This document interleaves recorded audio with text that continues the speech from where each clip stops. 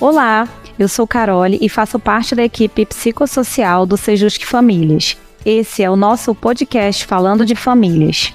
Aqui, nós vamos conversar sobre temas relacionados à mudança no contexto familiar, conflitos e transformações.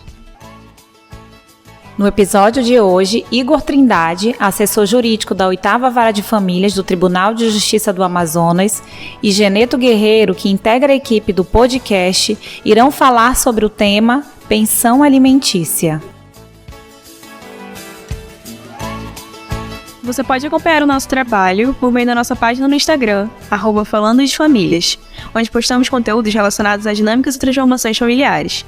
Aproveite também para nos seguir no Spotify, Deezer ou qualquer plataforma que você esteja nos ouvindo agora. E se você gostou, não esqueça de nos avaliar e compartilhar nas redes sociais. E é isso, vamos ao episódio de hoje.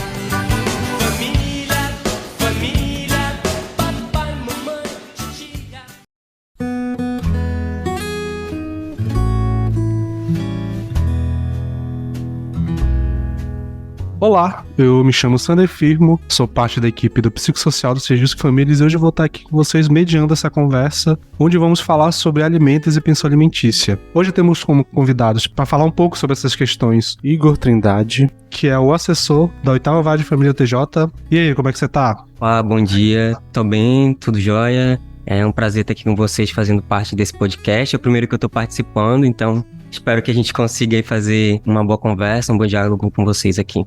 E também estamos com o Geneto Guerreiro, que também faz parte da equipe do Psicossocial do Sejusc. Olá a todos, bom dia.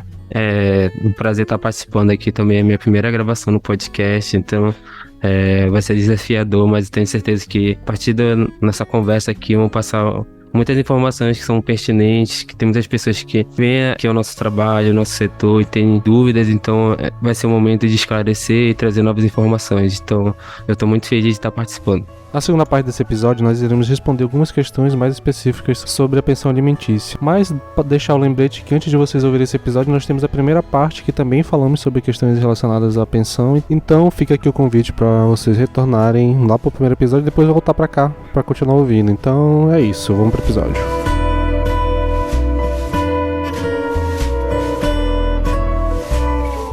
Certo, então agora passando para algumas questões, umas dúvidas, mais técnicas talvez, algumas questões. Primeiramente, o que se leva em consideração no momento da determinação da pensão alimentícia?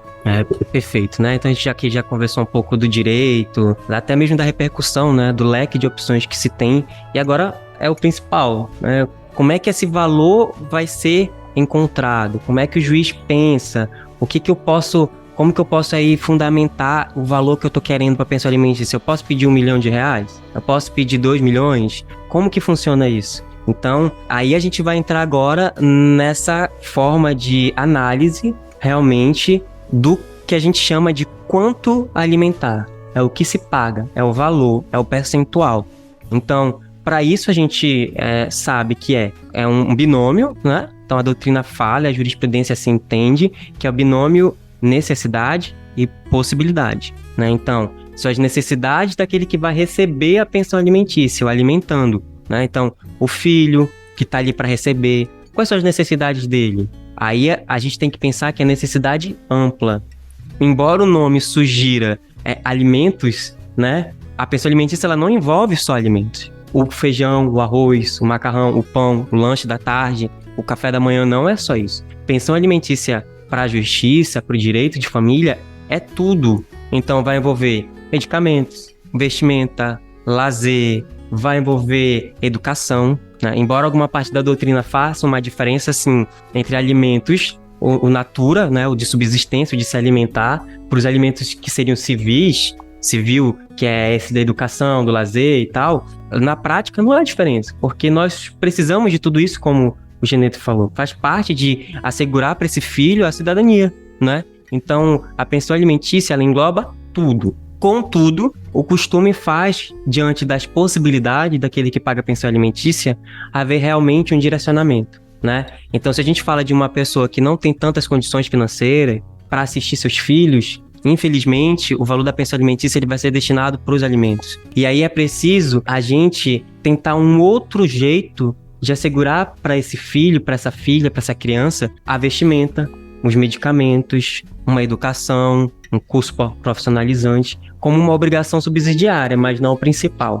Então, a obrigação principal, na maioria dos casos, vai ser realmente, infelizmente, direcionada só para os alimentos. Porque se a gente pensar numa pensão alimentícia de R$300, ela provavelmente vai ser direcionada só para os alimentos. Porque aí uma bermuda, um short, uma blusa, um calçado, já vai ultrapassar esse valor, né? Se a gente for parar para pensar. Então, infelizmente, embora não seja, repito, pensão alimentícia envolve tudo. É para envolver vestimenta, é para envolver o lazer, é para envolver educação e principalmente envolver os alimentos. Mas, diante das possibilidades daquele que paga a pensão, é comum que o valor de pensão seja apenas para os alimentos e essas demais necessidades de lazer, de educação, de saúde, não podemos esquecer, seja com medicamento, seja com plano de saúde, seja com ortodontia, enfim, elas sejam obrigações subsidiárias, né? Não o principal. Quando eu digo isso, aí depois quando a gente pode conversar um pouco sobre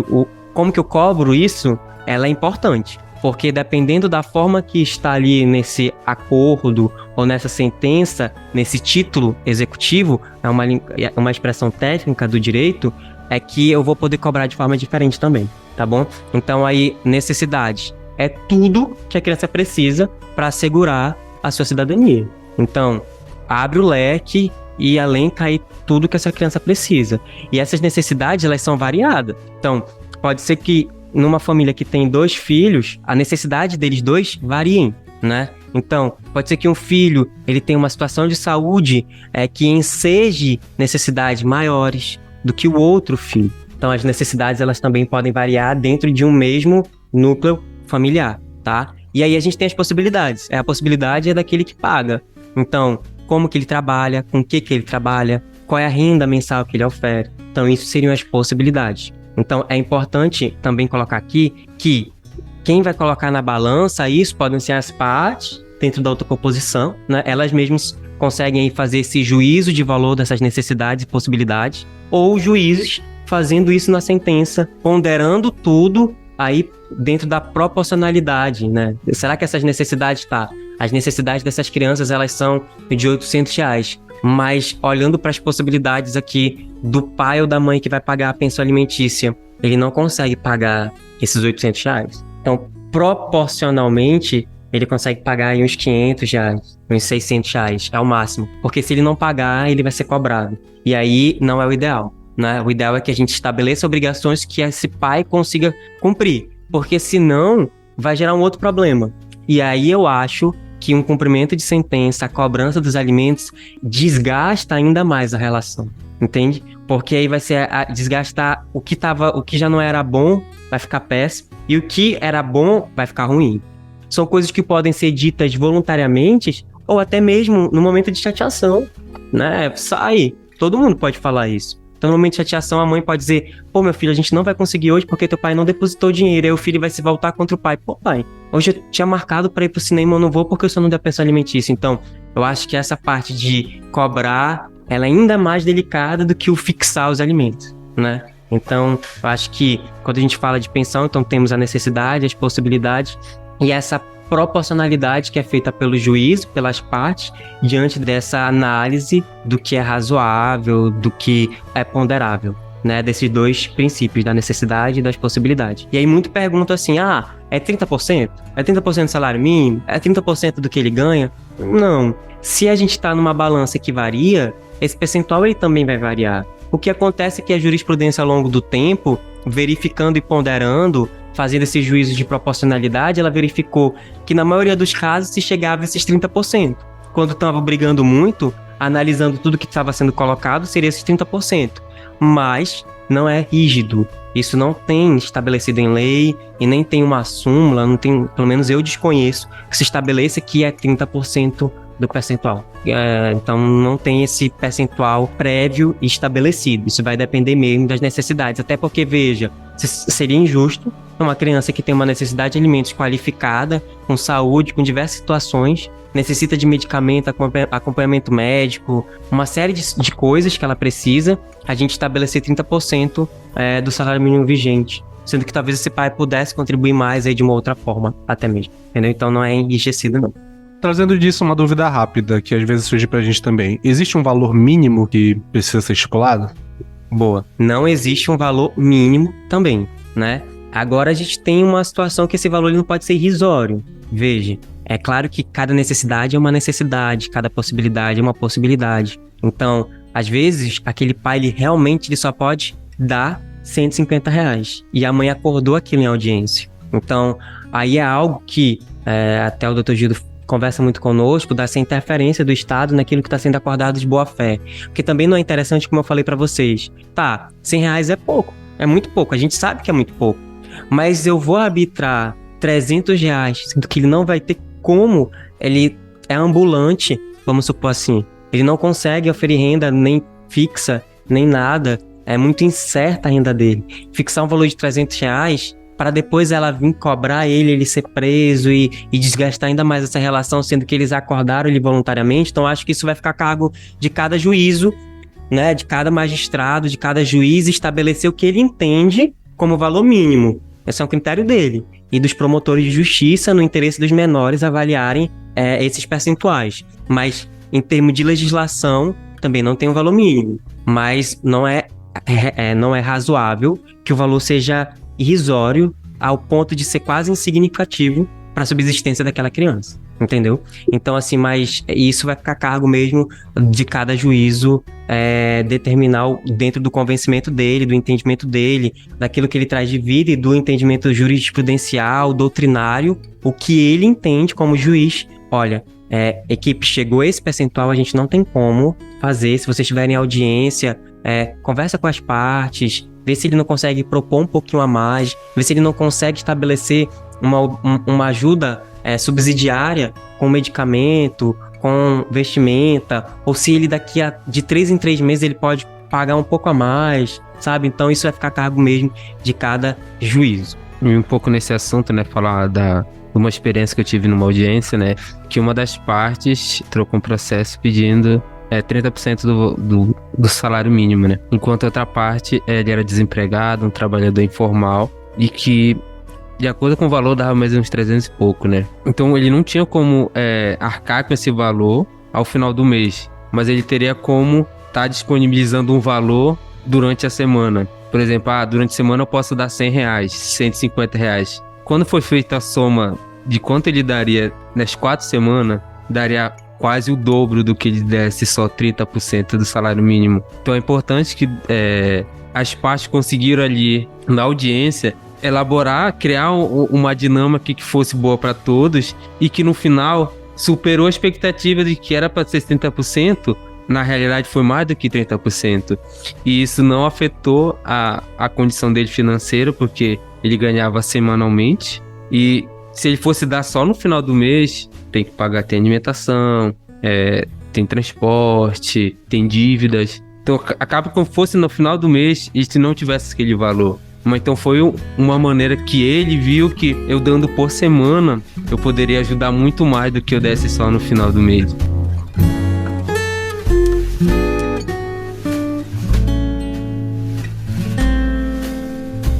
E a gente comentou um pouco sobre essa questão de valores, de como fazer e tal, como é estipulado. E se por um acaso eu estiver desempregado, eu ainda preciso pagar a pensão mesmo assim? Então, o desemprego, ele não elide, ele não exonera automaticamente a obrigação alimentar. Mas tá, Igor, como é que eu vou pagar se eu não tenho como oferir renda? Aí a gente entra numa questão de que você precisa, bem ou mal, buscar uma forma de sustentar a sua prole. Porque o menor, ele não tem culpa do desemprego.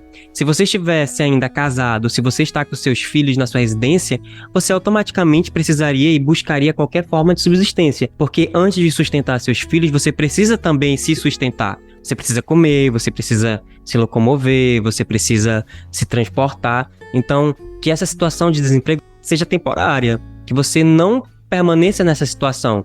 Mas eu tenho que pagar pensão. Então, o que eu tenho que fazer? A primeira coisa, realmente, vai precisar revisionar esse valor. Então, busque, ou primeiramente, sempre quando me questiono essa audiência, converse com a mãe dos seus filhos ou com o pai dos seus filhos. Veja se vocês conseguem, juntos, ajustarem um valor temporário. Aí vai muito do quê? Da relação de confiança que eles têm um com o outro, né? Do diálogo que eles construíram ao longo da relação deles, como casal ou como pais. Isso vai variar muito. Não tem esse diálogo, não consegue, o ideal é realmente buscar o judiciário para se estabelecer um novo percentual diante da nova realidade financeira do alimentante. Então esse que é o ideal. Então pai, mãe, vocês se encontraram nessa condição de desemprego, não conseguiu dialogar, e eu entendo que é muito difícil você agora chegar pro outro lado e falar, eu não tenho mais como pagar R$300, vou ter que pagar 150. Então é muito difícil isso realmente, mas não conseguiu, você precisa buscar o judiciário. Porque esse valor, ele, enquanto não for modificado, ele é o valor válido. Então você pode estar sendo cobrado futuramente, por isso que você não está pagando hoje. Então, eu não vou buscar o judiciário, ela que se vire, eu vou pagar aqui o que eu posso pagar só R$150, eu vou pagar, não vai demorar muito. Essa outra parte vai entrar com um pedido cobrando esses alimentos que não estão sendo pagos na sua totalidade, eles estão sendo pagos parciais.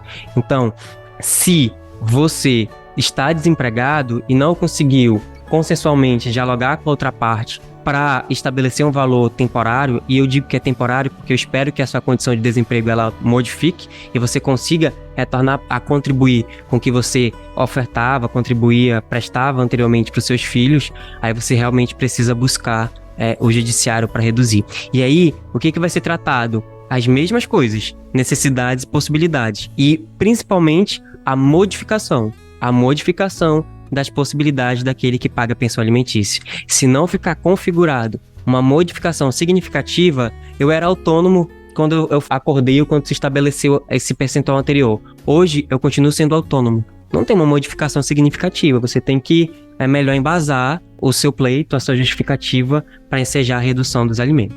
E falando agora um pouco de número, né? Na minha pesquisa, eu vi que no IBGE, né? Na última atualização de setembro, né? O índice de desemprego estava em 7,8%. Então isso dá mais ou menos 8 milhões de pessoas desempregadas no Brasil atualmente. Então aí dá para ver que muitas pessoas estão nessa situação de desemprego. Então vivemos numa sociedade que há muitos trabalhadores informais e que a justiça tem que assistir essas pessoas, mas que quando a pessoa está desempregada, a pessoa já pensa que eu vou ter meu direito de convivência limitado. Estou desempregado, não consigo mais pagar a pensão, não posso ver meu filho. E isso é uma coisa que acontece muito, não só pelos casos que eu já vi aqui no Sejusc, mas também de experiências de vida, de algumas situações pessoais, de que a pessoa chega, está desempregada, não está mais conseguindo arcar com aquele valor, não tem a informação de que pode estar havendo esse revisional desse valor, está diminuindo, pelo menos naquele momento até ele conseguir o emprego, e não consegue mais ver o filho, a convivência ali fica limitada, impacta na comunicação com o filho, na comunicação com o outro genitor. Então, pensar que estamos numa sociedade de que 8 milhões de pessoas, em torno de 8 milhões de pessoas estão desempregadas. Então, quantas outras pessoas que estão nesse processo de que não estão mais conseguindo arcar com esse valor? Alguns conseguem entrar naquele acordo ali, dependendo da sua relação com outro genitor, mas muito não consegue. Aí vem parar aqui na justiça para tentar que a justiça consiga mediar ali a comunicação entre eles. Então é importante que os pais tenham ciência que não é porque o valor vai diminuir, mas que sua importância de pai, sua importância de mãe vai ser diminuída também. Porque aquilo pode ser temporário, aquilo pode ser mudado. Porque acontece das pessoas acharem que o que é decidido aqui na justiça é para sempre, não pode mais ser mudado. E que não é bem assim, né? Agora, como você falou de uma questão que é pertinente, a pensão alimentícia ela não é uma moeda de troca. O direito de conviver, ele é um direito da criança. Ele não é só um direito dos pais de conviver com os filhos, é dos filhos conviverem com os núcleos familiares. Então, agora a mãe das crianças não está pagando pensão alimentícia, ela não vai mais pegar esse final de semana. O Natal que ela estava pensando em passar com eles, cancela. Ou o pai, agora o pai está querendo ser pai só agora, na hora de vir pegar o filho, mas para pagar a pensão alimentícia não é? Não, pensão alimentícia ela não é uma moeda de troca.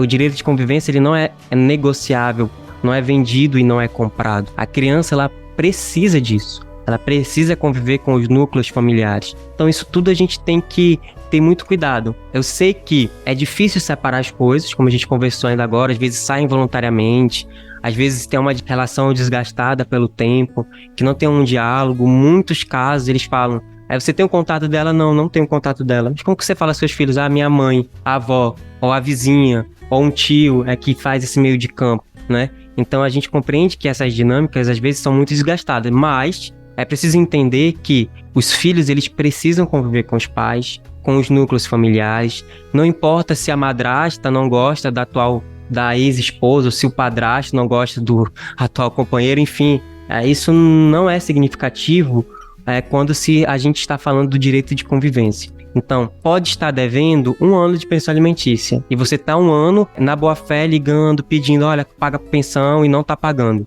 O meio para se cobrar isso é o meio judicial. Então, aí entra os cumprimentos de sentença, entre as execuções, não está pagando, você pode buscar a Defensoria Pública ou seu advogado particular, dizer, olha, ele não pagou de janeiro a setembro, ele está devendo. Aí o advogado vai dizer, olha, nós temos 2 opções. Ele pode ser preso por esses 3 meses aqui, é só para esclarecer para quem nos ouve, e até mesmo para vocês caso não tenham conhecimento. Existem 2 formas de cobrar pensão. Elas podem ser cobradas juntas, que é a prisão civil daquele que deve os alimentos e a expropriação, que é busca patrimonial, conta bancária, enfim, até mesmo saldo FGTS, se for possível, se tiver. Mas a prisão, ela só é válida para os 3 meses anteriores de quando eu ingresso com pedido de cobrança. Então a gente está aqui em outubro, então eu estou entrando hoje com pedido cobrando pensão alimentícia.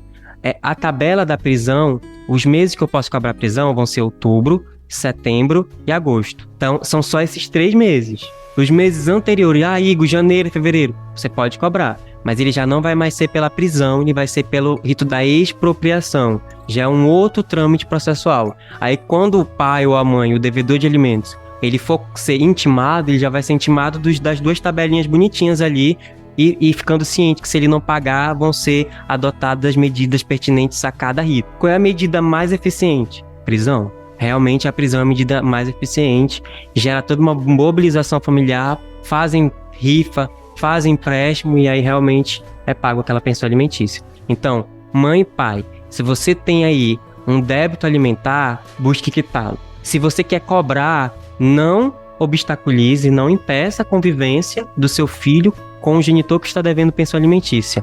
Deixe nos finais de semana, conforme foi acordado, deixa ele conviver com o pai e com a mãe normalmente e busque os meios cabíveis para isso, porque você não vai conseguir de outra forma. Se você impede a convivência, você pode estar aí principalmente prejudicando o seu filho e principalmente prejudicando o seu poder familiar, o seu direito também de estar com o seu filho, que o juiz pode entender que você não está só almejando a quitação da pensão alimentícia, você está querendo realmente impedir a convivência do pai com o filho, tá? Então, eu acho que isso é fundamental.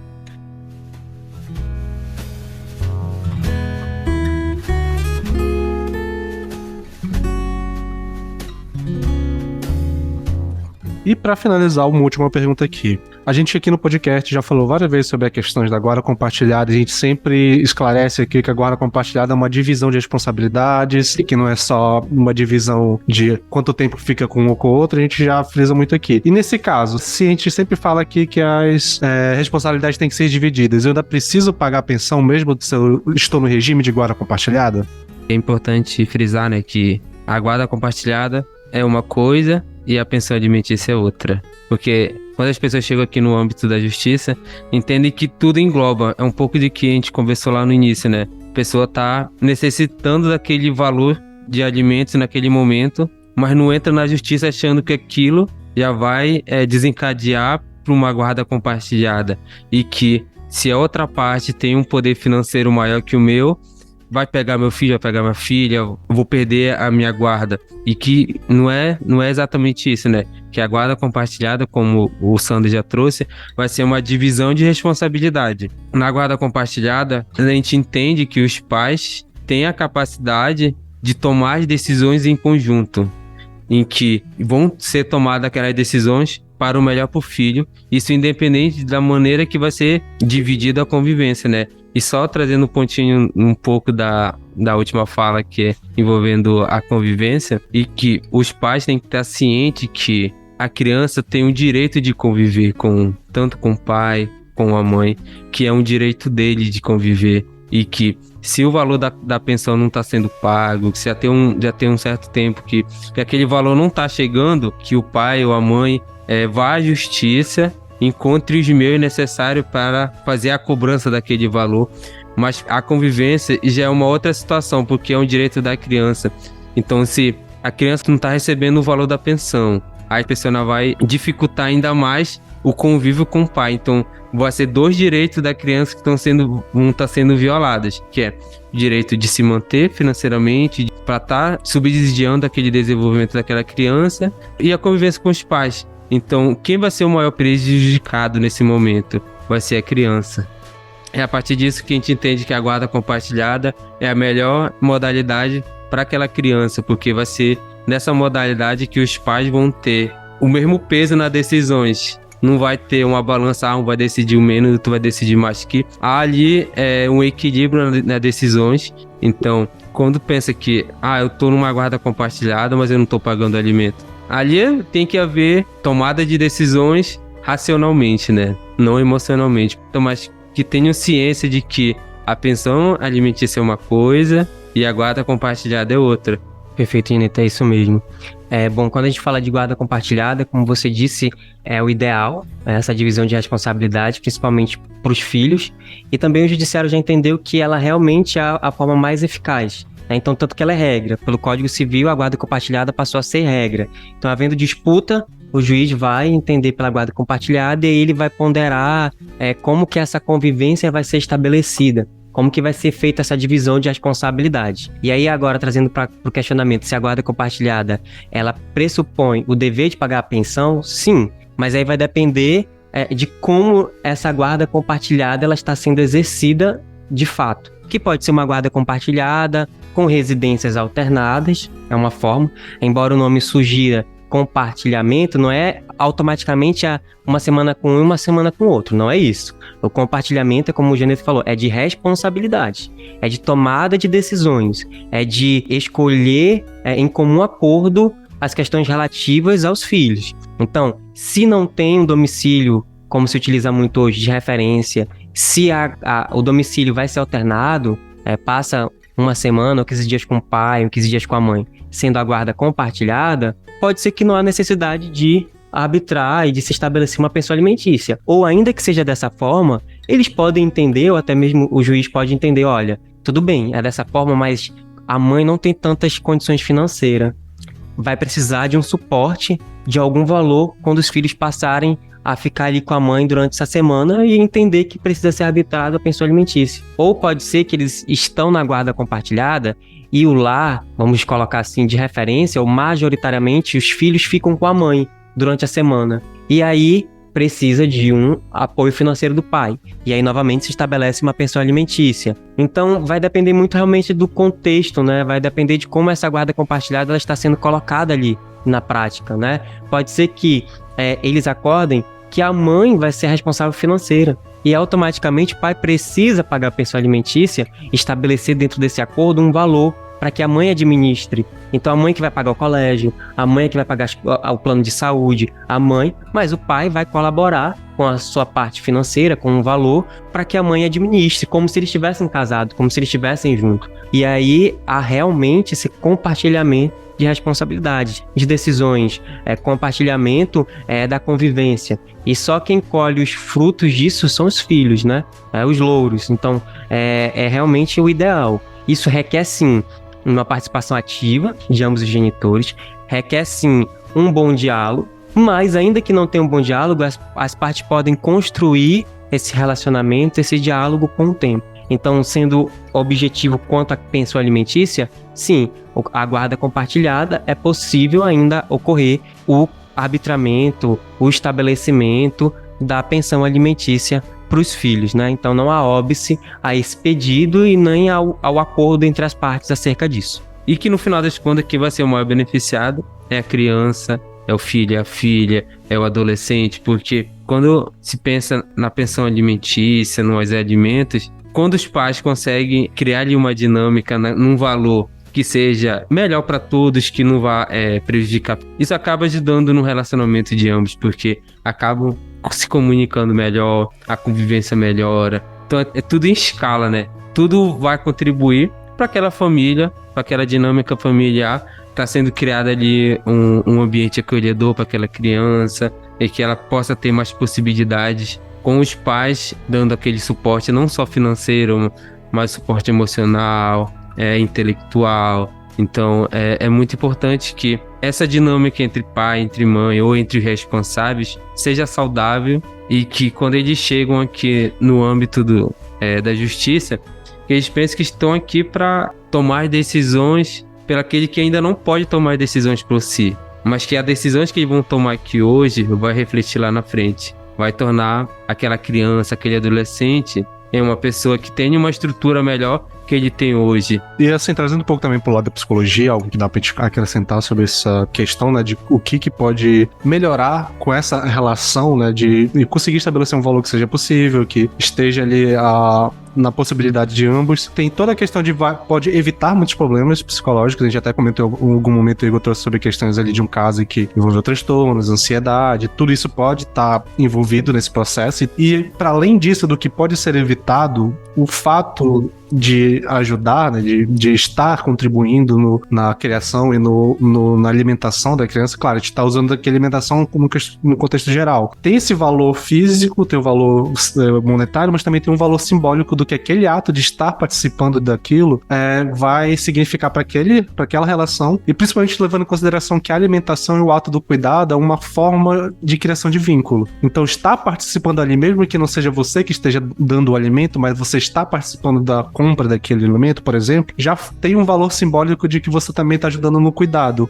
E estando ajudando no cuidado, estabelece a criação de vínculos mais fortes. Então tem toda essa importância também, além do valor em si, do financeiro, mas também do como participar dessa estratégia, participar desse momento do cuidado da criança, do filho, ajuda a aumentar e ampliar esse apego, ajuda a ampliar os vínculos que vocês são formados, que normalmente podem ficar meio desgastados por esse processo de separação, de disputas judiciais, mas que estar ali participando ajuda a reconquistar alguns vínculos e criar vínculos quando não existiam. Então tem essa importância simbólica e de cuidado além da questão financeira em si. Eu vou só pegar um gancho aqui de uma expressão que você falou, de que pode não dar o dinheiro, mas está comprando, está participando. É só para falar que os alimentos eles podem realmente ser pagos assim, in natura que a gente fala, né? Não é com valor, mas você estabelece um percentual, né? Que aí precisa ser estabelecido pelo direito da criança, mas você não dá esse valor, não repassa esse valor por meio de um depósito ou dinheiro em mão. Você vai lá no supermercado, compra dentro daquele valor que ficou estabelecido e leva para a residência, né, do seu filho, da sua filha, aqueles mantimentos. Então é uma forma também de pagar pensão alimentícia. Hoje em dia tem muito Pix, né?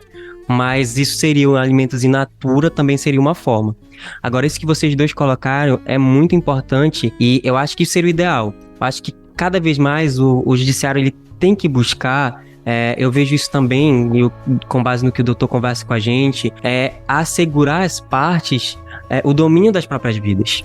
Sensibilizá-los ao ponto de que agora vocês precisam tomar as decisões com relação aos filhos de vocês, né?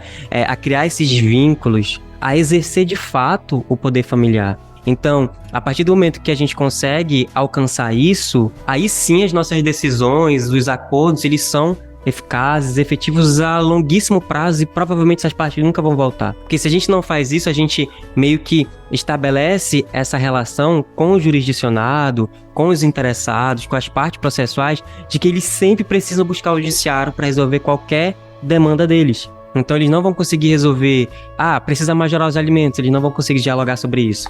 Precisa modificar o domicílio da criança, agora a mãe ou o pai vão residir em outro estado. Eles não vão conseguir dialogar sobre isso. Então gera um hábito de sempre buscar a justiça para estar ali respondendo os seus questionamentos, dando soluções para suas dúvidas, trazendo aí o conforto que eles precisariam ter se eles dialogassem e assumissem de fato o poder familiar. Então, eu acho que isso que vocês colocaram é muito pertinente, né? É preciso realmente haver essa sensibilização dos genitores, dos pais, que esse vínculo pai e mãe realmente ele é eterno.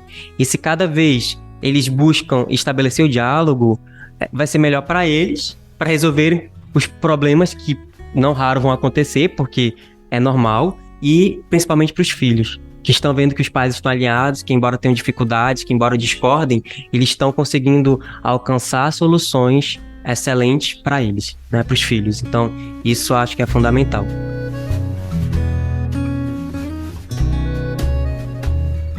Bom, e já nos encaminhando para o final do episódio, depois de várias coisas que foram discutidas aqui hoje, que foi bastante produtivo, vocês têm alguma mensagem final para nossos ouvintes? Eu acho que dentro do direito de família, embora existam, e que é comum a todas as famílias, as diferenças, as dificuldades, eu acho que sim, tem que sobressair o diálogo. E quando eu falo sobressair o diálogo, não significa dizer que você não pode recorrer ao judiciário. Às vezes você tem um excelente diálogo, mas é da sua personalidade, é daquilo que você quer construir, talvez, ter algo certo, algo legítimo, né? Algo que está amparado dentro da legalidade e aí precisa recorrer ao judiciário. Então, não tenha medo nem receio. Isso não deve diminuir você como pai ou como mãe dentro da sua relação com o outro, né, com outro pai, com a outra mãe, dentro dos núcleos familiares, porque você está recorrendo ao judiciário. Então, se você tem esse receio, não tenha. Eu digo primeiro, busque o diálogo, tente conversar. Se não conseguiu, ou ainda que tenha conseguido, fala para outra parte, bora formalizar isso no acordo? Vamos buscar os meios certos para que os nossos filhos tenham realmente aí todos os direitos deles amparados. Então, eu acho que isso que é o ideal. Tentar deixar um pouco as diferenças para que sobressaia o diálogo e que os filhos de vocês possam realmente só colher o que há de positivo e não o que há de negativo. Então, acho que é isso que eu deixaria aqui. Então, para finalizar, eu queria agradecer a participação do Igor, do nosso apresentador aqui, o Sander. Foi muito gratificante trazer essas informações que são pertinentes à sociedade, porque quanto mais informações a sociedade tem, há mais possibilidades delas entenderem os direitos que ela tem, como viabilizar isso, como acessar esses direitos. Então, o podcast do Sejusc, eu acho que é muito importante por isso, porque ele traz informações à sociedade.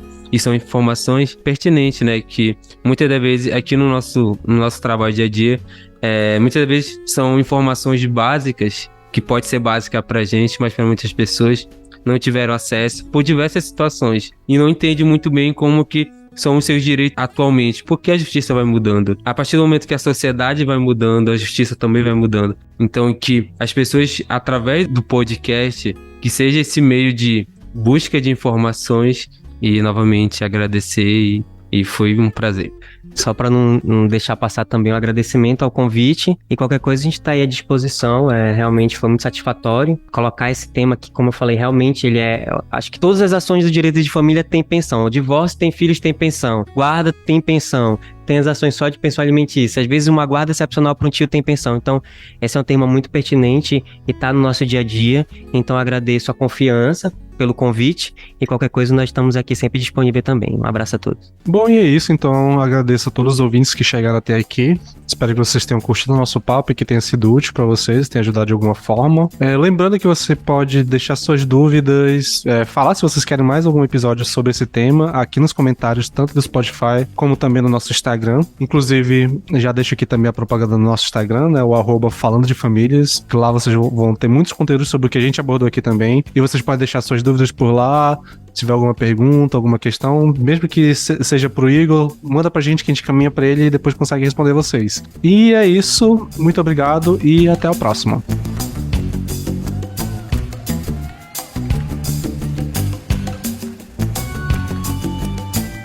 Esse podcast foi produzido pela equipe psicossocial do Sejusc Famílias do Tribunal de Justiça do Amazonas.